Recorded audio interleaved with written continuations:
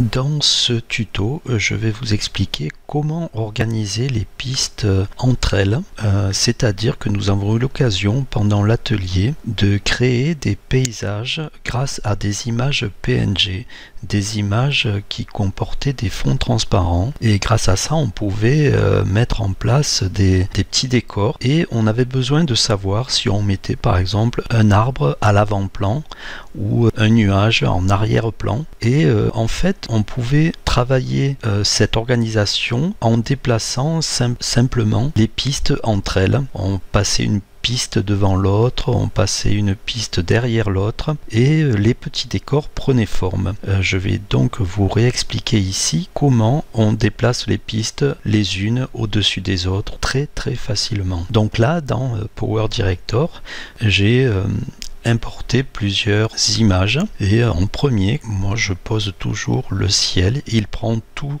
la dimension, tout le format de mon écran, donc je le place en fond. On ne peut plus rien placer derrière, sinon il cacherait l'image que je mets derrière, donc je le mets au plus haut. La piste qui est au plus haut, c'est la piste, on va dire, la plus au fond au niveau de notre petit décor. Ensuite, si je veux placer quelque chose par devant, au devant de ce ciel, on va dire que je vais placer le petit nuage, donc en dessous je place mon petit nuage, et vous voyez qu'il est déjà en place devant le ciel. Je le réduis. Voilà une petite partie de paysage qui est déjà en place. Si jamais je déplace mon ciel, si je me fais l'inverse, que je mets mon nuage en haut et mon ciel au devant, vous voyez que mon nuage n'apparaît pas puisque le ciel est complètement devant. Donc il faut vraiment placer la première image, celle qui prend le plus de place, et en l'occurrence là un beau ciel bleu avec quelques petits nuages.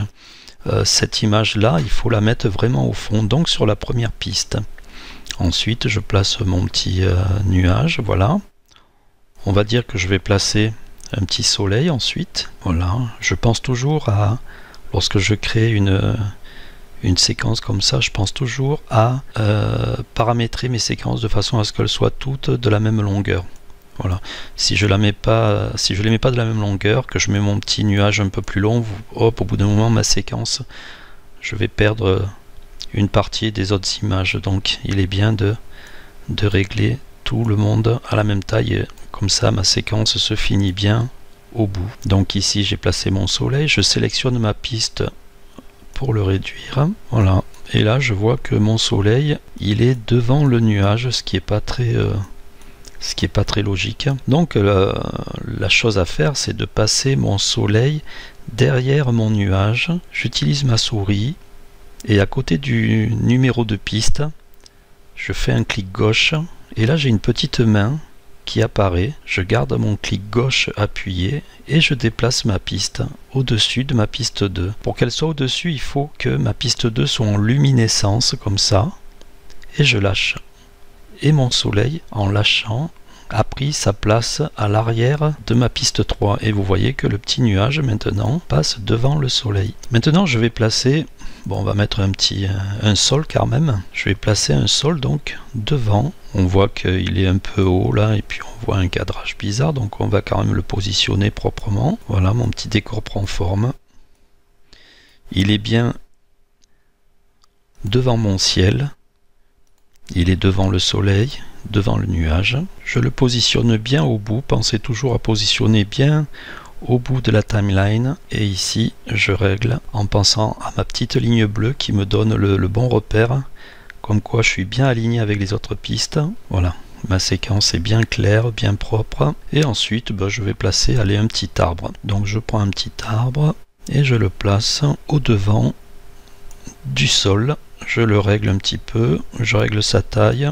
Voilà, il est placé au devant du sol, et puis je me dis, oh bah tiens, j'ai pas envie qu'il soit là devant sur la pelouse, je veux le placer en arrière-plan. Voilà, c'est un autre cas où on a envie de déplacer une piste rapidement, devant, derrière. Donc le petit arbre, je sélectionne la piste. À côté du numéro de piste, je positionne mon curseur, je clique gauche, la petite main apparaît pour glisser donc ma piste au-dessus d'une autre. Et là, je veux la glisser simplement au-dessus et derrière mon petit paysage qui est au sol, ma pelouse avec les fleurs donc. Hop. La piste 4 est luminescente. Ça veut dire que j'ai déplacé ma piste 5 déjà et je lâche. Et on voit que l'arbre est passé derrière le sol. Et là, je peux continuer à le déplacer où je veux, à l'agrandir ou à le réduire. Ainsi de suite, voilà, on pourrait placer des petites maisons, d'autres éléments graphiques différents, et le principe est toujours le même. Si à un moment vous vous retrouvez où vous n'avez plus assez de pistes pour poser une image, c'est très simple. Pour en ajouter, vous cliquez sur une piste et vous sélectionnez dans le menu qui apparaît « Ajouter des pistes ». Vous cliquez. Et là, vous voyez une fenêtre apparaître. Automatiquement, on vous dit d'ajouter une piste vidéo et une piste audio. Moi, en général, si j'ai besoin que de pistes vidéo, je mets 0 à audio. Et si je veux, par exemple, je sais que j'ai pas mal de choses à poser, un ballon, un parasol, patati patata, je me dis, j'ai au moins besoin de 5 pistes. Et là, vous avez un petit menu avec une flèche. Il va vous dire où souhaitez-vous positionner vos pistes. Alors, je vais, c'est des choses que je vais mettre au devant de mon sol.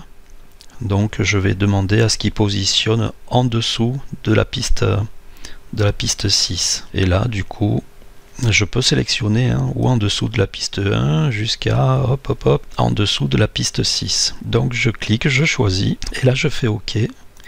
Et vous voyez qu'en dessous de la piste 6, le logiciel a bien ajouté 5 nouvelles pistes pour déposer des images. Voilà le principe pour organiser ces pistes devant, derrière et pour pouvoir mettre en place déjà un petit décor tel que nous l'avons fait pendant l'atelier avec divers éléments qui se superposent d'une façon plus ou moins logique. Ensuite, c'est votre créativité qui fera le reste.